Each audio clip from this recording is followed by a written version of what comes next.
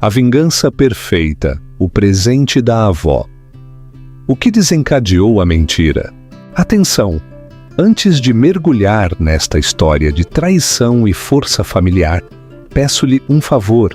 Dê um like e subscreva o nosso canal para não perder nenhuma das nossas histórias que desafiam o coração. Comecemos. O que faria se a amante do seu marido invadisse a sua festa de baby shower? Provavelmente gritaria, choraria, talvez até desse um murro.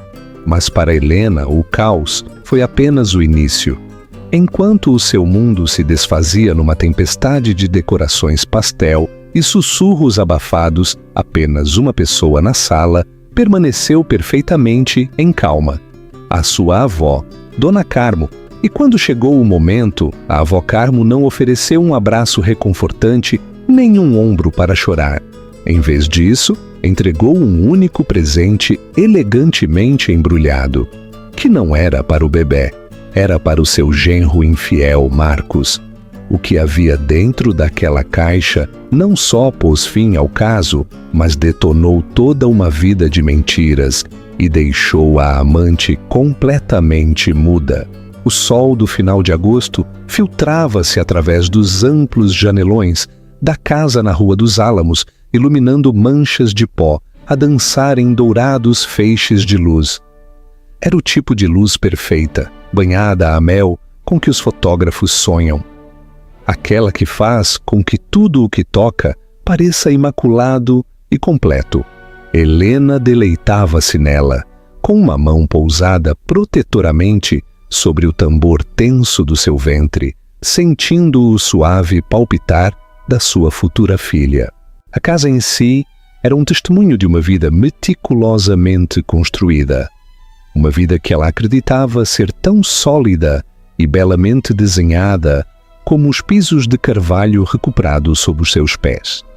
O seu marido, Marcos, era arquiteto, e esta casa era a sua obra-prima, o seu presente para ela quando descobriram que estava grávida. Ele a tinha chamado de seu lar para sempre. Cada linha era limpa, cada janela perfeitamente localizada para capturar a luz da manhã ou da tarde. Ele próprio tinha desenhado o quarto do bebê, um espaço sereno pintado num suave verde sálvia com um mural de um bosque caprichoso numa parede. Marcos era um homem de detalhes, de gestos grandiosos e execução precisa. Era bem-sucedido, bonito, o tipo de homem cujo sorriso confiante podia acalmar qualquer tempestade, ou assim ela acreditava. Ultimamente, as tempestades tinham estado a formar-se mesmo sob a superfície. Pequenas mudanças, quase imperceptíveis, na sua atmosfera partilhada. As noites tardias no escritório tornaram-se mais frequentes, atribuídas a um novo e exigente projeto no centro. Um arranha-céus que estava destinado a ser a joia da coroa da sua firma. As mensagens que enviava durante o dia tornaram-se mais curtas, os carinhosos emojis substituídos por um perentório "Ok, já vou". Quando tentava abordar o tema, sondando suavemente se ele estava estressado ou sobrecarregado, ele lhe mostrava aquele sorriso brilhante e desarmante. Só estou a pressionar para terminar isto antes que a nossa menina, Eli, chegue. Ele lhe tinha dito na semana passada, beijando-lhe a testa. Quero poder tirar um mês inteiro de folga, completamente desligado. Só nós os três. A promessa era tão bonita, exatamente o que ela queria ouvir, que ela reprimiu as suas ansiedades, atribuindo-as às hormonas do terceiro trimestre. Todas as mulheres grávidas se sentiam inseguras, não é? Era um clichê por um motivo, então ela se concentrou no baby shower. A sua irmã, Sofia, tinha tomado a iniciativa. Um turbilhão de energia e destreza organizativa. O tema era um início de conto de fadas. Pediu-se aos convidados que trouxessem o seu livro infantil favorito para começar a biblioteca da bebê. Cortaram-se pequenos sanduíches em forma de estrelas e luas. O ponche era um espumante cor-de-rosa e um bolo de 3 andares decorado com personagens de contos clássicos servia como centro de mesa. Toda a casa cheirava a açúcar, baunilha e ao inebriante aroma das peônias que a sua mãe, Isabel, tinha trazido do seu jardim. Amigos e familiares encheram o espaço com calor e risos. Os seus colegas da galeria de arte, onde trabalhava como curadora, trouxeram presentes atenciosos e criativos. A mãe de Marcos, Pilar, uma mulher que sempre parecia carregar um ar de julgamento distante, até conseguiu um sorriso fino e aprovador ao entregar a Helena uma caixa que continha um antigo chocalho de prata que tinha estado na sua família por gerações. E depois estava a sua avó, Carmo. Aos 82 anos, Carmo era a matriarca indiscutível da família, uma ex-diretora de escola secundária. Possuía uma inteligência tranquila e observadora a qual nada escapava. Não falava muitas vezes, mas quando o fazia, as suas palavras tinham peso. Estava sentada num confortável cadeirão junto à lareira, o seu cabelo prateado penteado num coife elegante, a sua postura impecável. Ela não tinha trazido um presente para o bebê. Em seu lugar, uma única caixa de tamanho médio embrulhada em papel liso e pesado, de cor azul marinho, descansava aos seus pés. Era notoriamente diferente da montanha de presentes de tons pastel que se amontoavam na mesa designada. Quando Helena lhe perguntou sobre isso antes, Carmo simplesmente lhe tinha dado um tapinha na mão. "Este é para uma ocasião diferente, querida", tinha dito, os seus olhos com um olhar que Helena não conseguiu decifrar totalmente. Paciência. Marcos estava a interpretar o papel do futuro pai carinhoso na perfeição. Misturava-se sem esforço. A sua mão encontrava frequentemente a parte inferior das costas de Helena, a sua voz ressoando com orgulho enquanto mostrava o quarto do bebê que ele tinha desenhado. "Tenho de ir um pouco", explicou desculpando-se. Uma reunião rápida e inevitável com um empreiteiro no local do novo edifício. "É sábado, Marcos", sussurrou Helena, com um vislumbre de desilusão. "Eu sei, querida. Lamento imenso. Prometo que voltarei antes que abras os presentes grandes.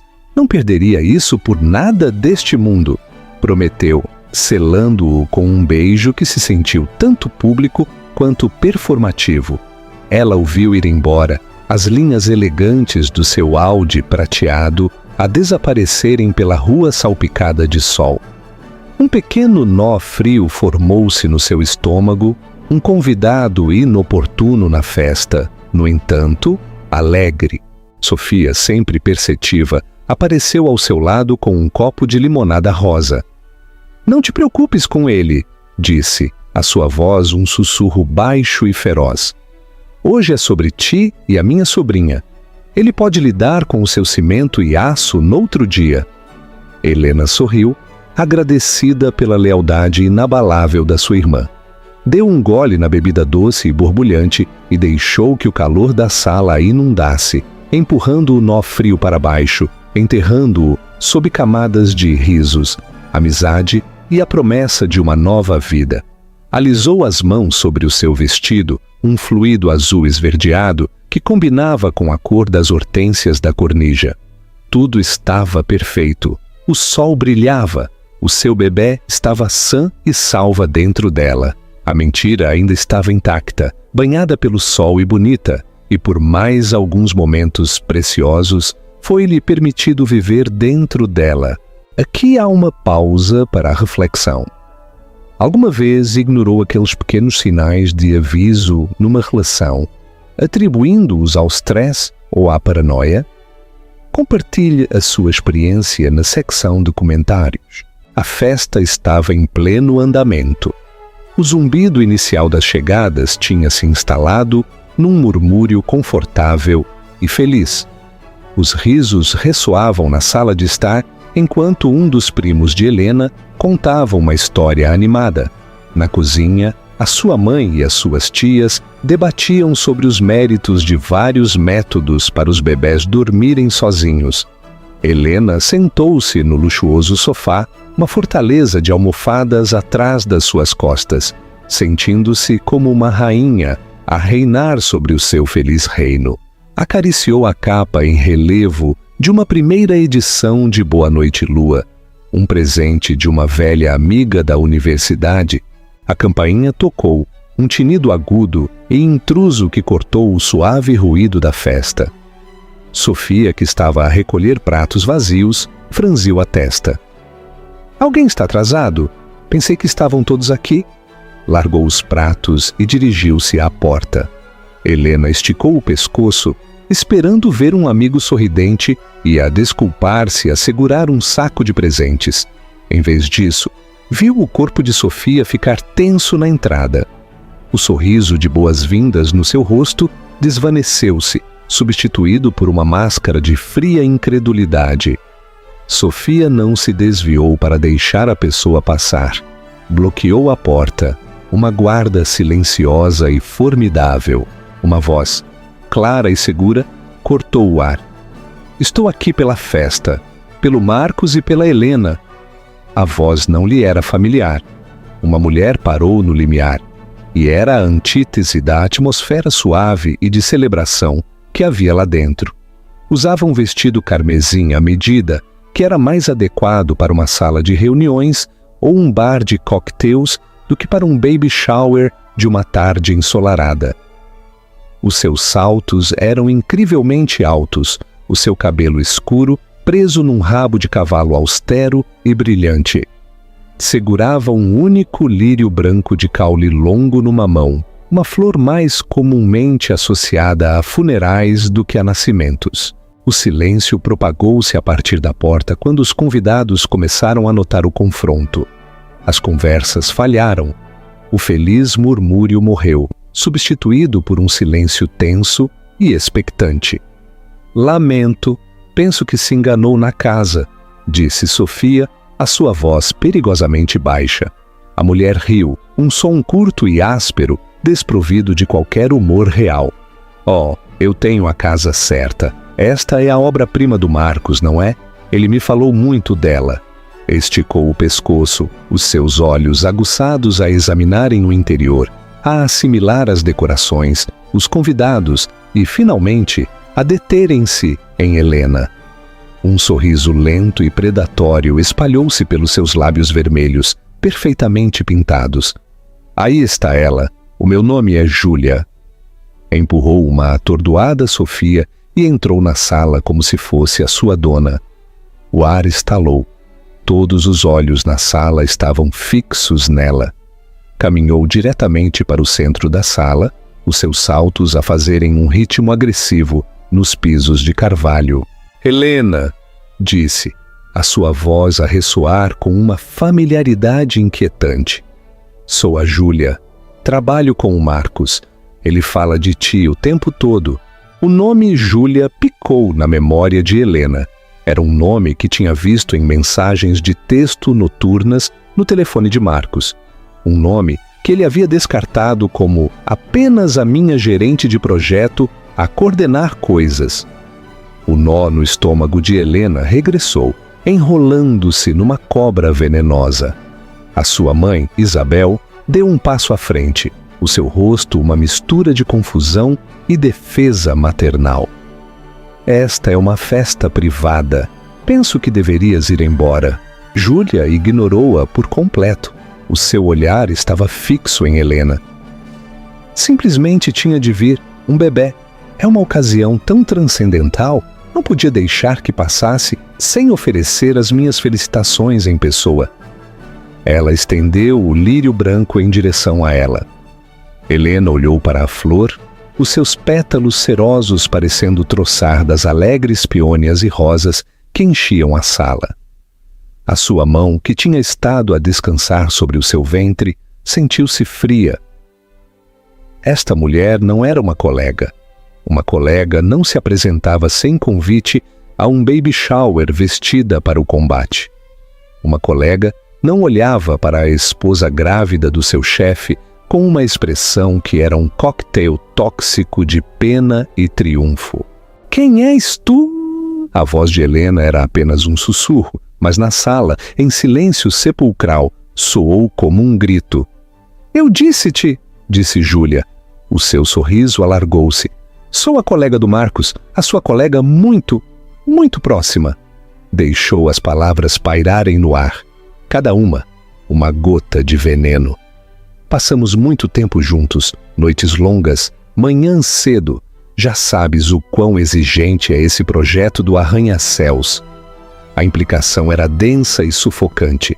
A sala sentiu-se subitamente quente, o ar demasiado fino para respirar. Sofia aproximou-se do lado de Helena, a sua mão a agarrar o ombro da sua irmã. "Sai daqui", siseou Sofia a Júlia, os seus olhos acesos. "Sai da casa da minha irmã, agora mesmo." A compostura de Júlia finalmente quebrou. Só um pouco. Um flash de algo cru e desesperado apareceu nos seus olhos. Isto não era apenas um jogo de poder. Era o ato de uma mulher que sentia que tinha um direito a reclamar. "Esta não é apenas a casa dela", replicou Júlia, elevando a voz. "Esta também é a casa do Marcos. E o Marcos e eu temos uma vida da qual vocês não sabem nada. Uma vida real, não esta farsa de conto de fadas." Fez um gesto à volta da sala, as decorações pastel e as caras sorridentes, que agora estavam congeladas em choque e horror. O tema do início de Conto de Fadas, de repente, sentiu-se como uma piada cruel. Do outro lado da sala, Helena viu a sua avó, Carmo. Enquanto todos os outros olhavam para Júlia, o olhar de Carmo estava fixo em Helena. A sua expressão não era de choque ou raiva, era de uma validação profunda e dilacerante, como se uma suspeita que tinha albergado durante muito tempo acabasse de ser confirmada da maneira mais brutal possível. Ela anuiu lentamente, quase imperceptivelmente, não a Helena, mas a si mesma. Os carretos giravam por detrás dos seus olhos claros e inteligentes. O feitiço do silêncio quebrou-se. A mãe de Marcos, Pilar, soltou um arquejo escandalizado. As amigas de Helena começaram a sussurrar furiosamente, mas foram as seguintes palavras de Júlia que fizeram em pedaços os frágeis restos do mundo de Helena. "Não te esqueças de deixar o teu comentário se achas que a avó merecia um prêmio pela sua calma." "Ele esteve comigo ontem à noite, Helena", anunciou Júlia, a sua voz a ressoar com uma clareza vingativa. "E na noite anterior a essa, ele me diz que me ama, diz-me que se sente preso aqui. Supunha-se que te deixaria depois que o bebê nascesse, mas estou cansada de esperar." A cobra venenosa no estômago de Helena a atacou. A sala inclinou-se violentamente. A luz, banhada pelo sol, estilhaçou-se num milhão de dolorosos fragmentos. Os rostos dos seus amigos e familiares desfocaram-se numa aguarela de pena e nojo. A única coisa focada era esta mulher, esta estranha, que tinha entrado na sua casa e detonado a sua vida casualmente. A mentira já não estava banhada pelo sol. Estava exposta, feia e a rastejar para a luz. O mundo reduziu-se a um rugido nos ouvidos de Helena. As palavras de Júlia ressoaram no silêncio repentino e cavernoso da sala. "Ele esteve comigo ontem à noite, cansada de esperar. Supunha-se que te deixaria." Cada frase era um golpe físico, tirando o ar dos seus pulmões, fazendo-a sentir como se o chão tivesse caído sob os seus pés. Agarrou o braço do sofá, os seus nós dos dedos brancos, o seu corpo a tremer. Isto não podia ser real. Era um pesadelo, um sonho febril provocado por demasiado açúcar e o calor opressor de agosto. Mas Júlia ainda estava ali, de pé, desafiante no seu vestido vermelho sangue, um brilho presunçoso e hipócrita nos seus olhos. Ela era real. A dor era real. Sofia recuperou-se primeiro. O seu choque transformou-se em raiva pura e não adulterada. Deu um passo em direção a Júlia, as suas mãos apertadas em punhos. Tem 5 segundos para sair daqui antes que eu te atire fisicamente para o relvado. Tenta, troçou Júlia sem recuar 1 centímetro. Penso que o Marcos estaria muito interessado em ouvir como a sua família me trata. A mãe do outro filho dele. Um arquejo coletivo percorreu a sala. O ar foi sugado do espaço, deixando um vazio de puro choque. Outro filho? As palavras eram impossíveis, monstruosas. A mão de Helena voou para o seu próprio ventre. Um gesto desesperado e instintivo de proteção. Estás a mentir, sussurrou Helena, as palavras presas na sua garganta. Marcos, o seu Marcos. O homem que tinha chorado quando ouviu pela primeira vez o bater do coração da sua filha. O homem que passou horas a montar um berço porque queria que fosse perfeito. Ele não podia ser esta pessoa. Ele não podia ser este monstro. A expressão de Júlia suavizou-se para uma de falsa simpatia. A sério? Pergunta-lhe. Oh, espera. Não podes. Ele não está aqui, pois não? Provavelmente está a caminho de me ver, a pensar que eu estou à espera no nosso apartamento. Saboreou a palavra. Nosso apartamento. Aquele que ele paga, o lugar onde ele não tem de fingir. A fachada meticulosamente construída da vida de Helena não só estava a rachar, mas estava a ser sistematicamente destruída à martelada. As noites tardias, os textos curtos, as viagens de negócios, cada pequena mentira que tinha engolido, cada dúvida que tinha reprimido, regressaram com a força de um tsunami. Sentiu-se tonta, ingênua, uma criança que tinha acreditado num conto de fadas, enquanto vivia num castelo de cartas. Chega! A voz da sua mãe era aguda, cortando a névoa da incredulidade de Helena. Isabel moveu-se para se interpor entre Helena e Júlia, uma mãe leoa a proteger a sua cria ferida. Qualquer que seja o negócio que pensas ter aqui, acabou. Esta é uma celebração de uma nova vida, e não és bem-vinda. Trata-se de uma nova vida, está bem? Disse Júlia, a sua voz a pingar significado. Pôs uma mão sobre o seu próprio ventre plano. Ainda não estou grávida, mas temos estado a tentar. O Marcos quer um filho. A crueldade era impressionante. Dizer algo assim nesta sala, neste dia, era um ato de guerra psicológica. Estava desenhado para infligir a máxima dor possível, não só para destruir o presente, mas também para envenenar o futuro. Foi nesse momento que a porta principal se abriu de novo. E desta vez era Marcos. Entrou com um sorriso no rosto a segurar uma pequena caixa embrulhada para presente. Desculpem o atraso, o trânsito estava... Parou de repente. Os seus olhos arregalaram-se ao assimilar a cena.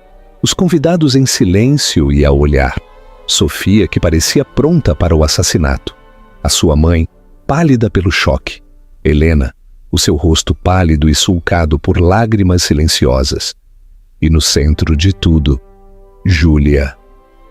Parada como uma estátua vingativa. A cor drenou do seu rosto. O pânico cru e sem disfarce brilhou nos seus olhos. Parecia um animal encurralado. Júlia! Sufocou. O que estás a fazer aqui? Estava apenas a felicitar a tua esposa, disse Júlia, o seu tom docemente sacarino. Estávamos todos a conhecer-nos. Os olhos de Marcos moveram-se pela sala a tentar freneticamente avaliar o dano. Deu um passo em direção a Helena com as mãos estendidas. Eli, querida, isto não é o que parece. Ela está mal. Tem estado obcecada comigo durante meses. Tudo isto é apenas uma fantasia. A mentira era tão descarada, tão patética, que era quase risível. Depois de tudo o que Júlia tinha dito, esta era a sua defesa? Que ela era uma perseguidora desequilibrada? Helena finalmente encontrou a sua voz, e quando saiu, estava cheia de uma fúria fria e frágil que não sabia que possuía. Ela disse que estiveste com ela ontem à noite, Marcos. Não, estive no escritório. Eu disse-te, este novo projeto é... Liguei para o teu escritório à meia-noite, gritou Sofia, a sua voz a tremer de raiva. Tinha uma pergunta sobre a lista de presentes. O segurança noturno disse que ninguém da tua equipa estava no edifício desde as 6 da tarde. Onde estavas, Marcos? Ele estremeceu como se tivesse sido atingido. Os seus olhos pestanejaram em direção a Júlia. Uma comunicação silenciosa e de pânico a passar entre eles.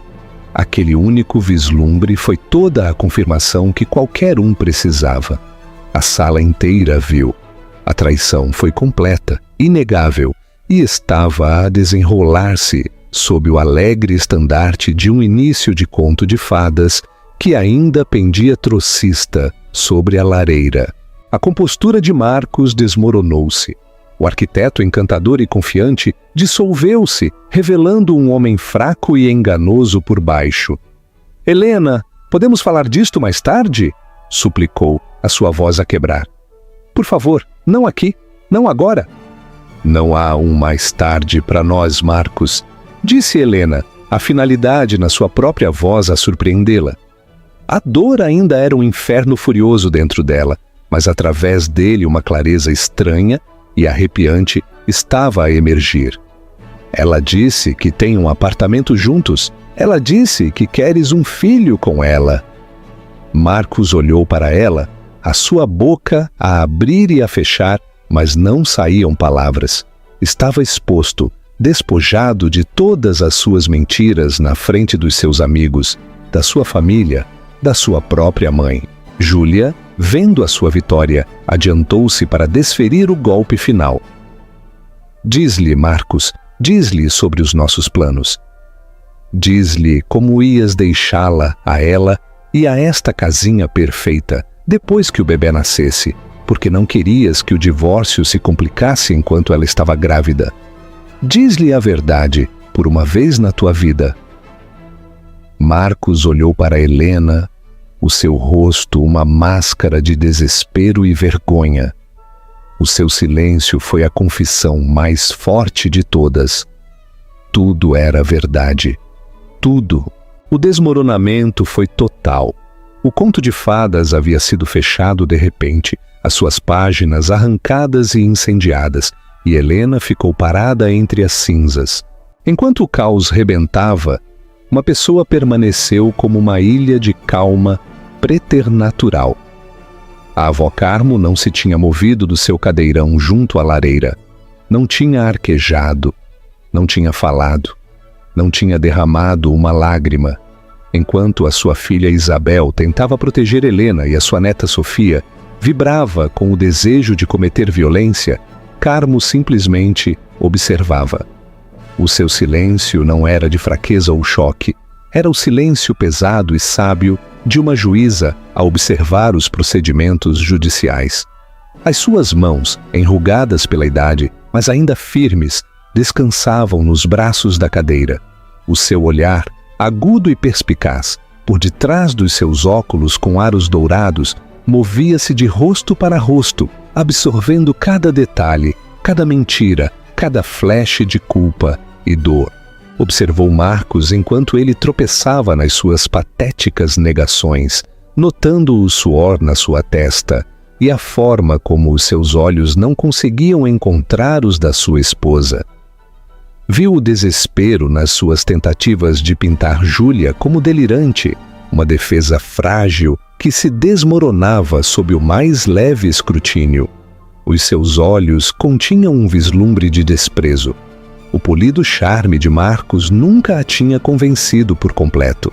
Ela tinha visto um núcleo de egoísmo nele desde o início, uma fraqueza pela adoração que ela sabia que podia azedar em engano.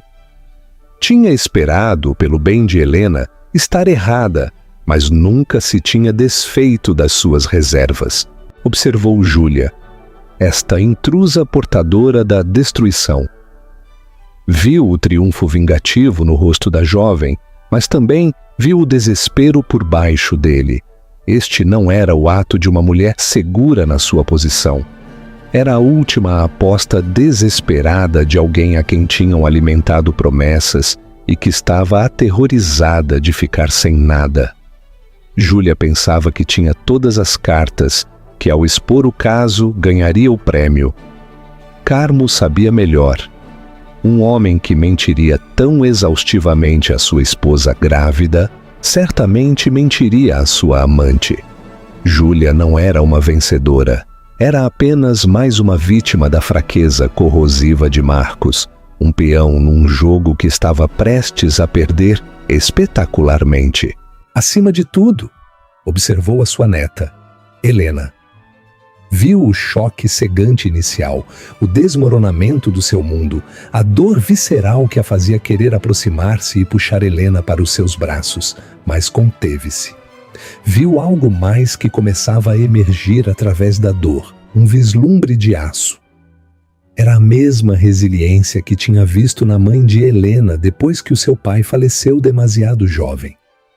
Era a coluna vertebral da família, a força tranquila que tinha visto as suas mulheres superarem guerras, depressões e tragédias pessoais por gerações.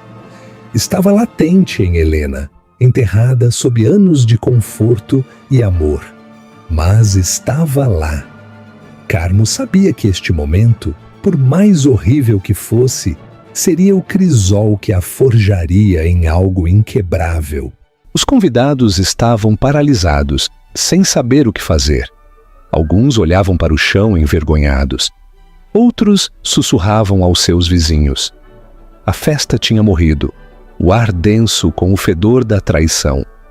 Marcos agora suplicava a Helena em voz baixa e desesperada, a tentar levá-la para o corredor para uma conversa privada. Mas Helena manteve-se firme, imóvel, os seus braços cruzados à volta do seu ventre. Não há nada para falar, Marcos, disse Helena, a sua voz oca. Tu tomaste as tuas decisões. Agora só tens de ir embora. Eli, por favor, não faças isso, implorou, a sua voz a quebrar. Pensa no bebê, na nossa família. Pensaste no nosso bebê quando estavas com ela? A pergunta foi tranquila, mas aterrou com a força de um golpe físico. Marcos não teve resposta. Foi neste tenso e doloroso impasse que Carmo finalmente escolheu agir. Ela não se levantou e gritou. Não deu um discurso grandioso e repreensivo. Simplesmente pigarreou.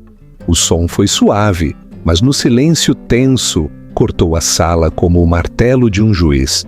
Todas as cabeças se viraram para a idosa no cadeirão. Marcos, disse a sua voz tranquila e firme, desprovida de qualquer emoção aparente. Antes que vás embora, creio que é hora de eu dar o meu presente. A declaração foi tão estranha, tão fora do lugar no contexto da tarde destroçada, que todos ficaram momentaneamente atordoados em silêncio. Presentes? Agora? Marcos olhou para ela desconcertado. Carmo, não creio que este seja o momento. Oh, creio que é o momento perfeito, interrompeu, a sua voz a ganhar um gume acerado. De facto, não consigo imaginar um momento mais apropriado. Inclinou-se, os seus movimentos deliberados e sem pressas, e pegou na caixa aos seus pés, a embrulhada em papel azul escuro liso. Parecia sombria e séria em meio aos restos festivos da festa. Segurando a caixa no seu colo, olhou diretamente para Marcos. O seu olhar era inquebrável, e pela primeira vez Marcos pareceu ver a mulher formidável por baixo da fachada de avó. Parecia genuinamente assustado. E a esperar, continuou Carmo, a sua voz a ressoar na sala silenciosa. Ia dar-te isto em privado para te dar a oportunidade de fazer o que era certo sem esta exibição pública. Mas tu, e esta jovem aqui, fez um gesto desdenhoso em direção a Júlia. Forçaram-me a mão. Segurou a caixa. Este presente não é para o bebê, Marcos, é para ti. A tensão na sala disparou para um nível insuportável. O que poderia haver naquela caixa? Era demasiado pequena para ser algo abertamente ameaçador. No entanto, a forma como Carmo assegurava, o olhar nos seus olhos, sugeria que o seu conteúdo era mais explosivo do que qualquer coisa que Júlia tivesse revelado. Helena observou a sua avó, um flash de confusão, a abrir caminho através da sua dor. Nunca tinha visto a sua avó assim, tão imponente, tão fria, tão absolutamente no controle. Era como se tivesse estado à espera deste momento exato, preparada para uma batalha que Helena nem sequer sabia que estava a ser travada. A tranquila matriarca estava prestes a mostrar a todos o que realmente significava proteger a sua família. Marcos olhou para a caixa azul marinho como se fosse uma bomba. Toda a sala parecia estar a prender a respiração. O ar, já denso com traição e recriminação, agora estava carregado com uma nova e poderosa corrente de suspense. O que poderia uma mulher de 82 anos ter numa caixa de presentes que pudesse alterar o curso deste desastre? Não quero um presente, Carmo, disse Marcos a tentar soar razoável, mas a sua voz estava tensa. Estava a tentar recuperar o controle, a desescalar, a conduzir de alguma forma esta catástrofe de volta a uma esfera privada onde pudesse geri-la com o seu arsenal habitual de mentiras e manipulações. Tu estás errado, disse Carmo, a sua voz tão inflexível como o granito. Tu precisas deste presente. Tu precisas de o abrir, aqui mesmo, agora mesmo, em frente a todos aqueles que tu desapontaste tão profundamente. Ela fixou o seu olhar nele, uma ordem silenciosa que era mais poderosa do que um grito. Lentamente, como em transe, Marcos caminhou em direção a ela. Pegou na caixa das suas mãos estendidas. Sentia-se mais pesada do que parecia. O papel era grosso e caro, as esquinas perfeitamente dobradas. Desembrulhou-a com uma precisão que insinuava a importância do seu conteúdo. Olhou da caixa para Helena, uma súplica desesperada e silenciosa nos seus olhos. Mas o rosto de Helena era uma máscara de dor. Ela não ia salvá-lo. O seu mundo estava em ruínas. Não tinha salvação a oferecer. Olhou para Júlia, que observava com uma expressão presunçosa e curiosa, acreditando que isto era apenas um desvaneio estranho e senil que cedo terminaria, abrindo caminho para a sua vitória final.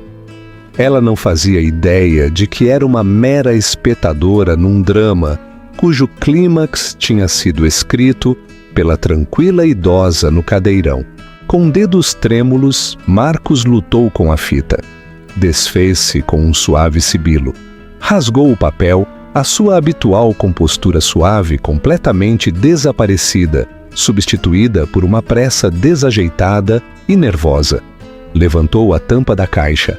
A sala estava tão silenciosa que o fraco rangido do papel de seda soou como um rugido. Dentro, aninhado sobre uma cama de papel de seda cinzento escuro, não havia um relógio, ou botões de punho, ou qualquer outro presente típico para um homem. Era um belo fólio de couro verde escuro, gravado com um simples e elegante MR, as suas iniciais, Marcos Rebelo. Parecia oficial, caro e profundamente intimidante. "O que é isto?" perguntou. A sua voz mal era um sussurro. "Abre-o!" ordenou Carmo. Levantou o fólio da caixa. O couro era fresco e suave, sob as suas palmas suadas. Desatou o fino cordão de couro que o mantinha fechado e abriu-o numa mesa de café próxima, afastando um prato de cupcakes por comer. A primeira coisa que viu, no topo, foi uma única folha de papel nítida. Era uma cópia do acordo pré-nupcial que ele e Helena tinham assinado uma semana antes do seu casamento, 6 anos atrás. Tinha sido ideia dele, uma medida prática, ele lhe tinha dito para proteger os seus crescentes ativos comerciais. Helena, confiante e apaixonada, tinha-o assinado sem grande alarido, após uma rápida olhadela de um advogado que ele havia recomendado. Apenas um parágrafo na segunda página estava realçado em amarelo brilhante. Era a secção 7, cláusula B, a cláusula de infidelidade. O sangue de Marcos gelou. Ele se lembrava vagamente da cláusula. O seu próprio advogado a tinha chamado de padrão, mas em grande parte simbólica, raramente aplicável com força real. Ele havia insistido na sua inclusão, ironicamente, como um gesto do seu compromisso naquela altura.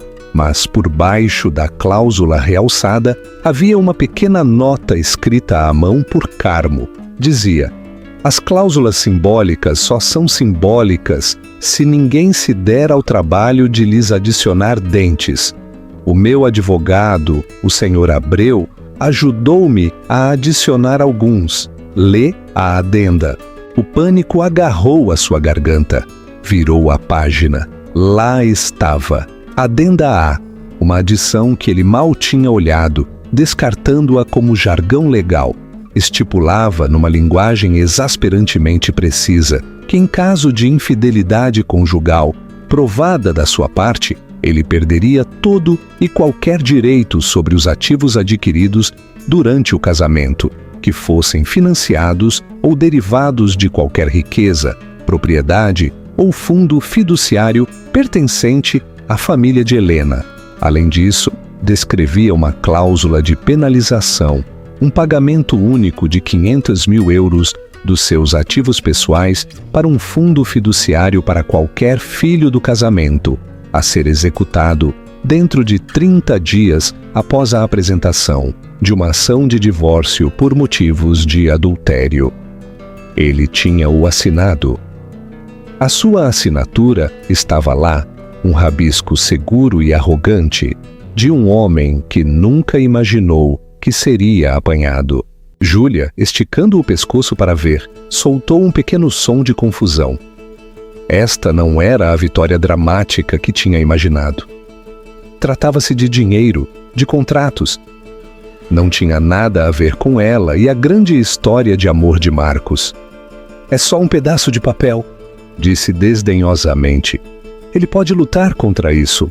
Os lábios de Carmo curvaram-se num sorriso que não chegava aos seus olhos. Oh, pode? Talvez devesses olhar para o próximo elemento no fólio. As mãos de Marcos tremiam tanto agora que mal conseguia virar a página. Por baixo do pré-nupcial havia um maço de papéis preso com um clipe. Era um relatório financeiro cuidadosamente compilado. Detalhava transações de uma conta poupança conjunta. Uma conta que Marcos tinha dito a Helena que era um fundo de investimento imobiliário de baixo rendimento, mas não era. Os extratos mostravam um pagamento de aluguer mensal de 5 mil euros por um apartamento de luxo num arranha-céus do centro.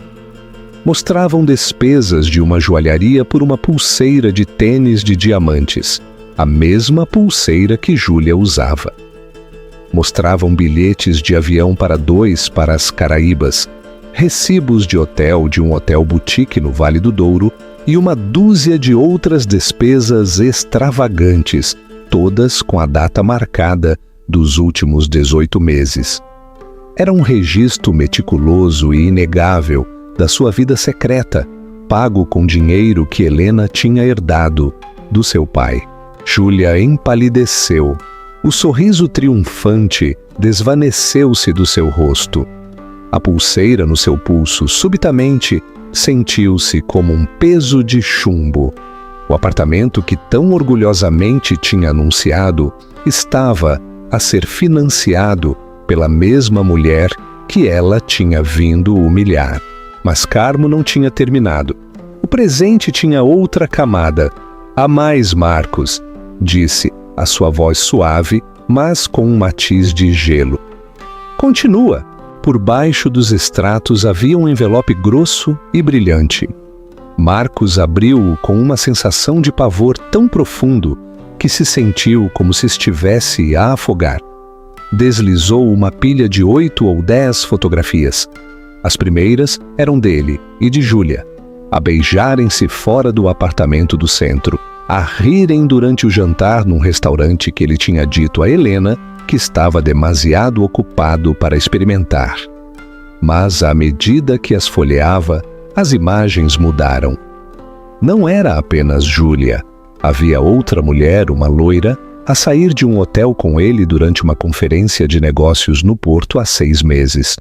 Outra, uma morena, a entrar no seu carro numa noite tardia há 1 ano. Era uma carteira das suas traições. Não apenas um caso, mas um padrão de engano. Estava anexado um relatório de um investigador privado que detalhava datas, horas e localizações com precisão arrepiante. Júlia olhou para as fotos das outras mulheres, o seu rosto uma máscara de incredulidade total. A cor drenou das suas bochechas, deixando 2 pontos brilhantes de vermelho irado. A sua grande história de amor, o alicerce sobre o qual tinha construído a sua justa indignação, era uma mentira.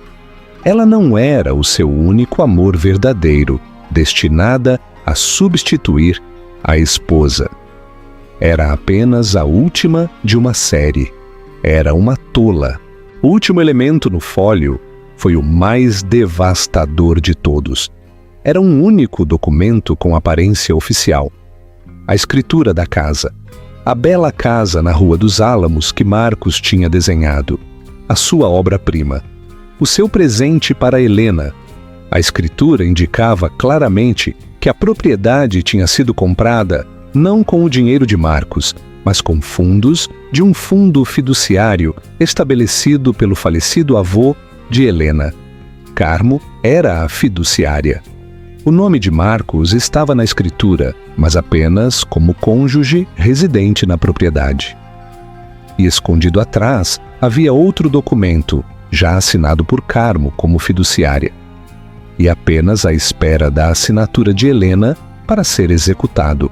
Uma escritura de renúncia de direito, transferindo a propriedade total e unicamente para o nome de Helena. A casa não era a sua obra-prima, ele era apenas o arquiteto, a base sobre a qual ele se apoiava, literal e figurativamente, pertencia a Helena. Era um convidado na casa da sua esposa. O presente estava completo. Não era uma prenda, era um julgamento. Era uma jaula legalmente vinculativa e meticulosamente preparada que acabava de se fechar de repente. O silêncio na sala era absoluto, um peso esmagador que parecia dobrar o ar. O único som era a respiração irregular e em pânico de Marcos Rebelo. Olhou para a escritura, o formulário de renúncia de direito, a evidência condenatória das suas traições em série exposta na mesa de café para que todos a vissem. O fólio de couro não era um presente, era uma acusação, uma arma meticulosamente elaborada que acabava de cortar as artérias de toda a sua vida. Todas as rotas de fuga estavam fechadas. Cada mentira tinha sido exposta, não por uma acusação histérica, mas por factos frios, duros e documentados. Não podia afirmar que Júlia era uma perseguidora quando havia registros financeiros da sua vida juntos. Não podia afirmar que era um erro único quando havia evidência fotográfica de outras mulheres. Não podia reivindicar a posse da sua vida, do seu lar, do seu futuro, quando a própria escritura da casa o declarava pouco mais do que um inquilino. Olhou para Carmo, o seu rosto um desastre de suor e incredulidade. Como? Sussurrou. A única palavra um testemunho da sua arrogância destroçada. Como soubeste? Disse ele. A expressão de Carmo permaneceu plácida, mas os seus olhos eram como pedaços de gelo. Um homem que é descuidado com o coração da sua esposa frequentemente é descuidado com o seu dinheiro, marcou.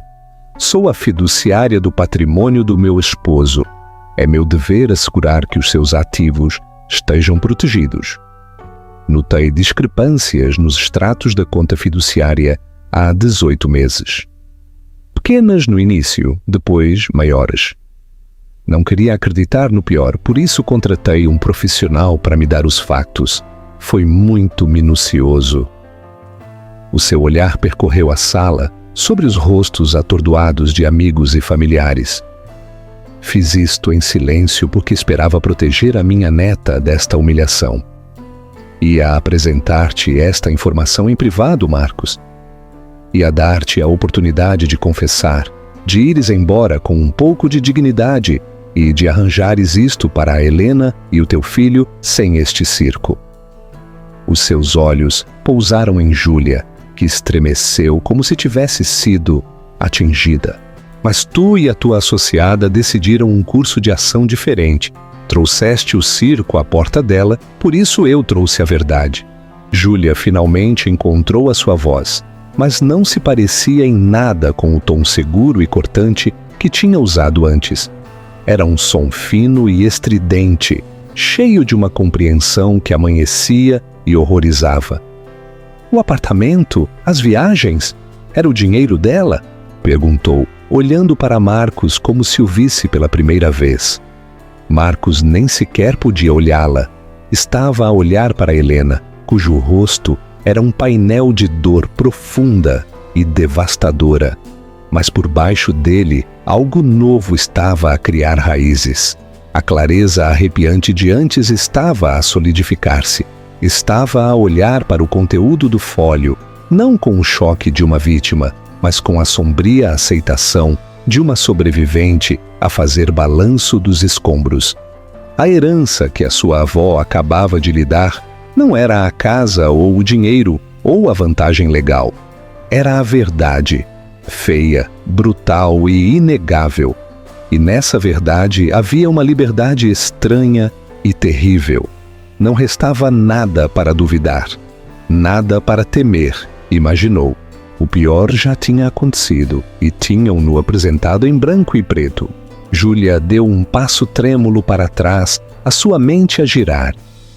Tinha vindo aqui para fazer explodir a vida de Helena, para reclamar o seu prêmio. Em vez disso, tinha descoberto que o prêmio era uma fraude e ela própria era apenas mais uma rubrica numa longa lista das suas despesas. O bracelete de diamantes no seu pulso sentiu-se como um grilhão. O vestido carmesim sentiu-se barato e vulgar. Tinha sido manipulada mais a fundo do que a mulher que tinha vindo compadecer. Ela não era a outra mulher empoderada. Era uma incauta, uma tola, que tinha confundido bijuterias caras com amor e promessas vazias com um futuro. A que ficou muda já não era Helena, era ela. Sem dizer outra palavra, Júlia virou-se.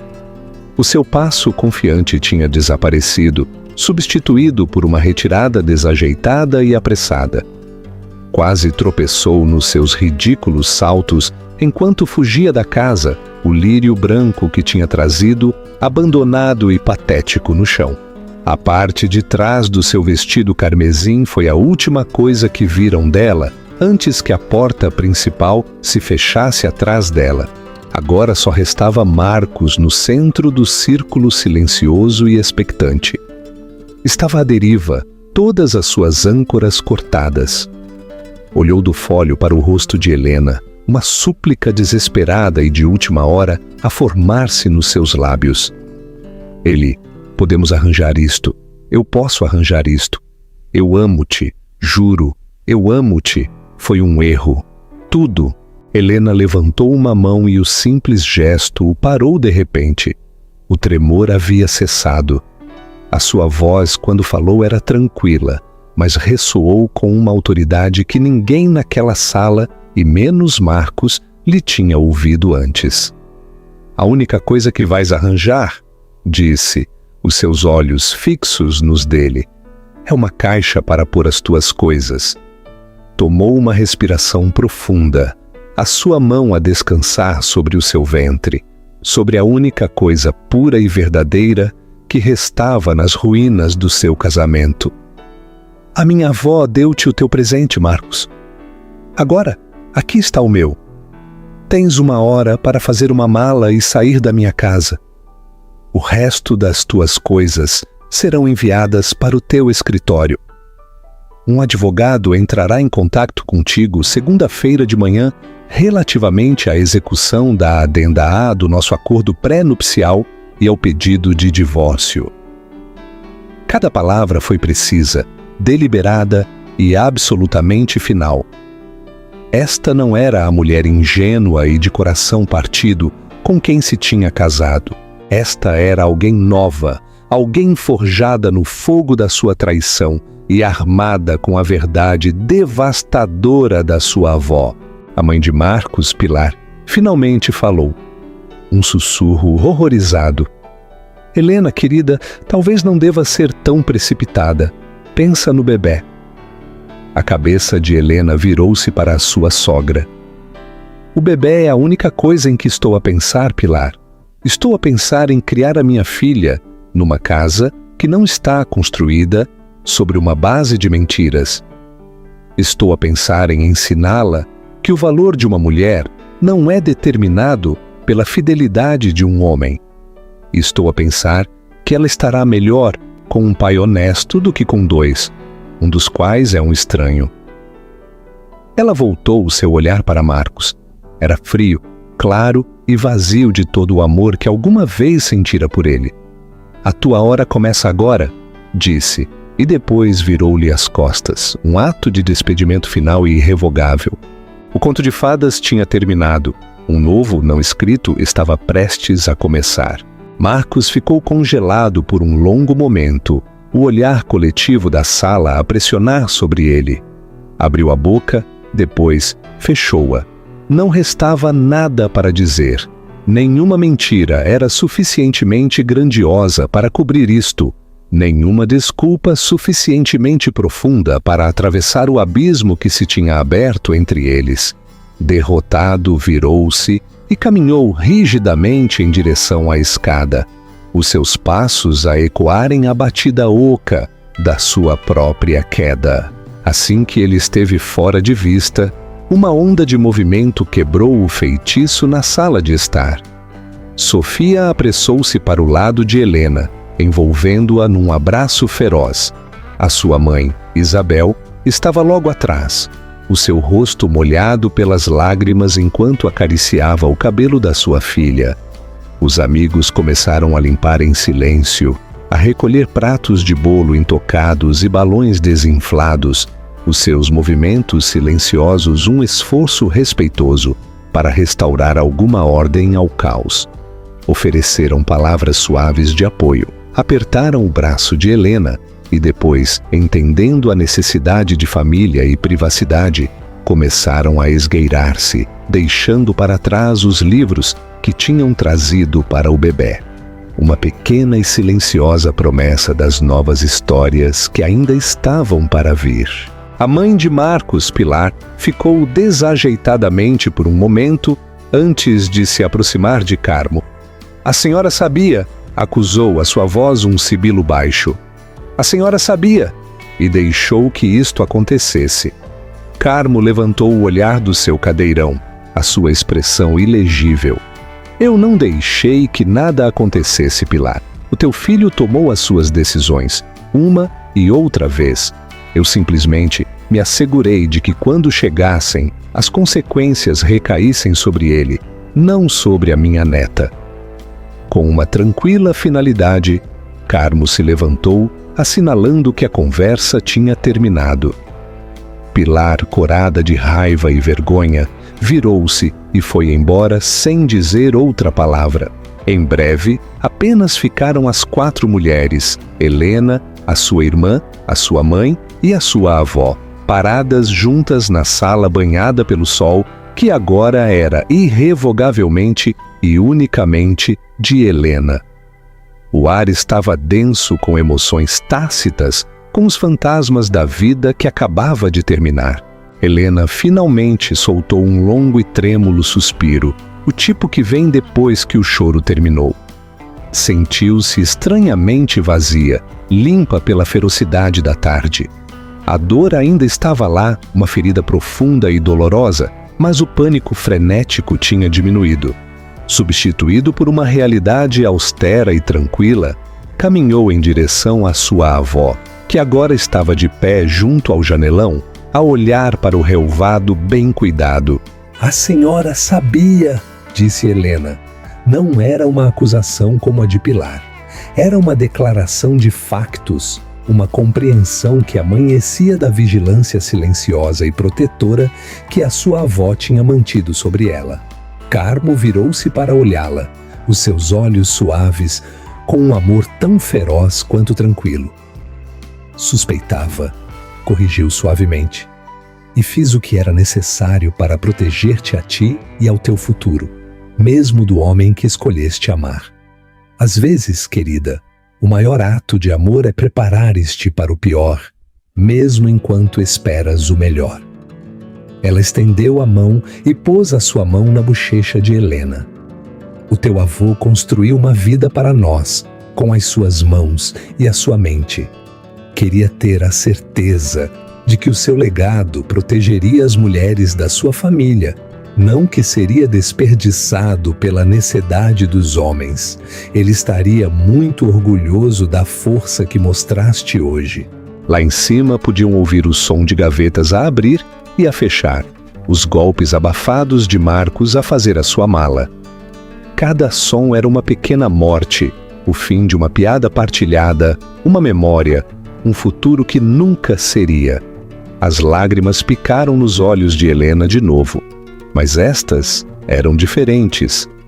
Eram lágrimas de dor pelo que tinha perdido, mas também lágrimas de gratidão pelo que ainda tinha, o amor inabalável da sua família. O que faço agora? Sussurrou, a pergunta dirigida à sua avó, à sua mãe, ao universo. Sofia apertou-lhe a mão. Agora preparamos chá. Depois arrumamos todas estas coisas de bebê e devolvemos qualquer coisa que te lembre dele. E depois voltamos a começar. Um dia de cada vez. Estaremos aqui para todos eles. 1 hora mais tarde, Marcos desceu as escadas a carregar uma única mala. Parecia mais pequeno, diminuído, a arrogância e a confiança despojadas, deixando apenas um invólucro oco. Parou ao pé da escada, a olhar para as 4 mulheres que se erguiam como uma frente unida. Os seus olhos procuraram os de Helena pela última vez. Eli, começou. A sua voz rouca. Ela simplesmente abanou a cabeça. Não havia mais nada a dizer. O seu tempo tinha terminado. Caminhou em direção à porta principal, abriu-a e saiu para o sol da tarde, fechando-a suavemente atrás de si. O clique da fechadura soou como a palavra final num capítulo longo e doloroso. Helena ficou no silêncio, com a mão no ventre, sentindo o bater forte e constante dos pequenos pontapés da sua filha. A casa estava em calma. A tempestade tinha passado. O sol começava a pôr-se, projetando longas sombras sobre os belos pisos de carvalho. Era a sua casa, era o seu futuro. O início do conto de fadas tinha sido uma mentira, mas a história não tinha terminado. Ela e a menina que carregava escreveriam o resto elas próprias, e seria uma história de verdade, de resiliência e da força inquebrável das mulheres que a tinham apoiado nas ruínas e prometeram ajudá-la a reconstruir. Conclusão chamada à ação. A história de Helena é um lembrete poderoso e doloroso de que às vezes as pessoas em quem mais confiamos são capazes das traições mais profundas. Mas também é uma história de uma força incrível e do amor protetor e feroz da família que pode surgir quando mais precisamos dele. A avó Carmo não só expôs um infiel, armou a sua neta com a verdade e lhe devolveu a sua vida. Isto nos mostra que a resiliência não se trata de evitar a tempestade, mas de aprender a manter-se firme até que passe. e ter a coragem de reconstruir sobre uma base mais forte. Conte-nos a sua opinião. O que pensa das ações da avó Carmo? Esteve bem que ela se preparasse em segredo ou deveria ter dito a Helena antes? Todos temos histórias de traição e resiliência, grandes ou pequenas. Compartilhe os seus pensamentos nos comentários abaixo. Se esta história o comoveu, por favor, clique no botão de gosto, compartilhe-a com alguém que precise ouvi-la e não se esqueça de se subscrever para mais histórias da vida real que exploram as complexidades do coração humano. Obrigado por ouvir.